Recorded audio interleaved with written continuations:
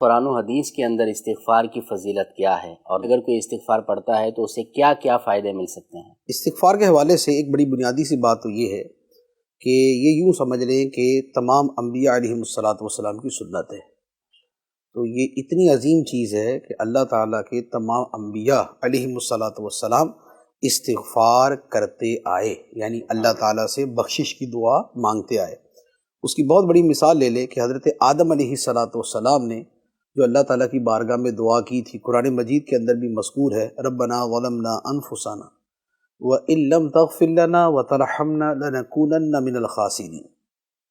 تو یہ یوں سمجھ لیں کہ حضرت آدم علیہ السلام کی وہ پہلی دعا جو ہم تک پہنچی ہے وہ استغفار کے اوپر مشتمل ہے، اور وہ استغفار ہی تھی۔ اسی طرح حضرت نوح علیہ السلام نے اپنی قوم سے جو باتیں کہیں تو سورہ نوح کے اندر اس کا تذکرہ ہے، اور اس میں بھی حضرت نوح علیہ السلام نے یہ کہا فَقُلْتُ اسْتَغْفِرُوا رَبَّكُمْ إِنَّهُ كَانَ غَفَّارًا، کہ اے اللہ میں نے اس قوم کو بڑا سمجھایا ہے، میں نے ان سے یہ بھی کہا استغفروا ربکم، اپنے رب کی بارگاہ میں استغفار کرو، بے شک وہ بہت زیادہ بخشنے والا ہے۔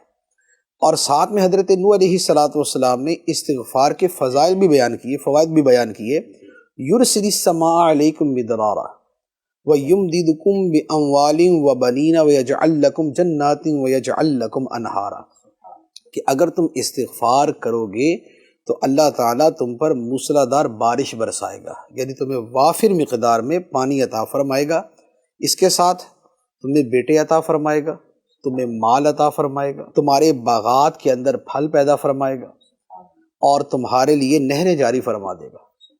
اب آپ یہ دیکھیں کہ یہ حضرت نوح علیہ السلام نے استغفار کے فوائد خود اپنی قوم سے بیان فرمائے، اور اللہ تعالیٰ نے ان فوائد کو، استغفار کو اور ان فوائد کو قرآن مجید میں بیان فرما کے ہم تک پہنچایا۔ تو اس سے آپ سمجھ جائیں کہ استغفار کے جو فوائد ہیں وہ کس قدر ہیں، بلکہ یہی سورہ نوح کی جو یہ آیت مبارکہ میں نے ابھی پڑھی ہے، اسی پر ایک واقعہ بھی ہے کہ حضرت حسن بصری رحمۃ اللہ علیہ سے ایک شخص نے آ کے سوال کیا کہ حضور میرے لیے دعا کریں کہ اللہ تعالیٰ مجھے مال عطا فرما دے، یا مجھے ایسا وظیفہ دے دے کہ اللہ تعالیٰ مجھے مال عطا فرما دے۔ آپ نے اسے فرمایا استغفار پڑھا کرو۔ ایک اور شخص آیا، اس نے کہا کہ آپ مجھے کوئی ایسا وظیفہ دے کہ اللہ تعالیٰ مجھے اولاد عطا فرمائے۔ آپ نے فرمایا استغفار پڑھا کرو۔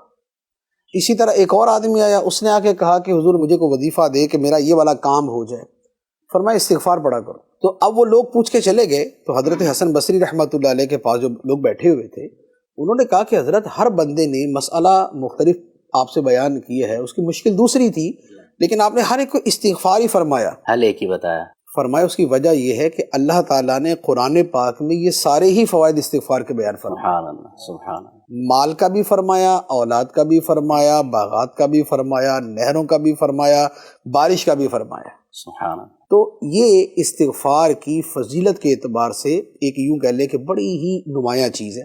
اچھا، پھر نبی پاک صلی اللہ تعالیٰ علیہ وسلم کو اللہ تعالیٰ نے استغفار کا باقاعدہ حکم دیا، چنانچہ سورہ نصر کے اندر ہے، جو پوری سورہ مبارکہ ہے، اذا جاء نصر اللہ والفتح ورأیت الناس يدخلون فی دین اللہ افواجا فسبح بحمد ربک واستغفرہ انہ کان توابا۔ سبحان کہ جب تم اللہ کی نصرت کو دیکھو، تم اللہ کی مدد کو دیکھو، فتح کو دیکھو، تم یہ دیکھو کہ جب لوگ جو ہے وہ فوج در فوج اللہ کے دین میں داخل ہو رہے ہیں، فرمایا کہ اس کے بعد کیا کرو کہ اپنے رب کی حمد کے ساتھ اس کی تسبیح بیان کرو اور اس کی بارگاہ میں استغفار کرو۔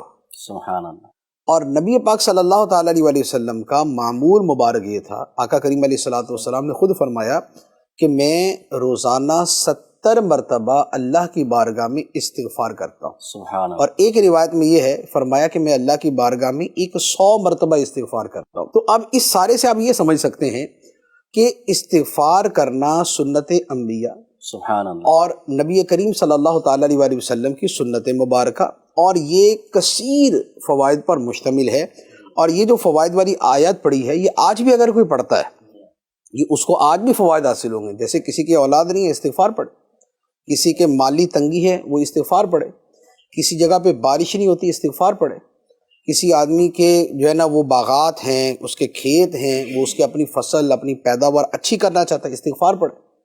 اچھا، پھر بہت سے اولیاء کرام نے یہ فرمایا ہے کہ استغفار سے جو دل کی صفائی ہوتی ہے وہ کسی اور عمل سے نہیں ہوتی. سبحان یعنی اللہ، جتنی ماشاء زیادہ اللہ. دل کی صفائی استغفار سے ہوتی ہے وہ کسی اور عمل سے نہیں ہوتی. حتیٰ کہ کشف ہوتا ہے نا کہ جی جو ہے وہ کسی کی دل کی بات جان لینا، یا کشف کونی ہے، کائنات کے حقائق کو باطن کی نگاہ سے دیکھ لینا، اس کشف کے پیچھے بھی استغفار کا بڑا عمل دخل ہے. واہ کہ واہ. وہ یہی کہتے ہیں کہ استغفار پڑھو.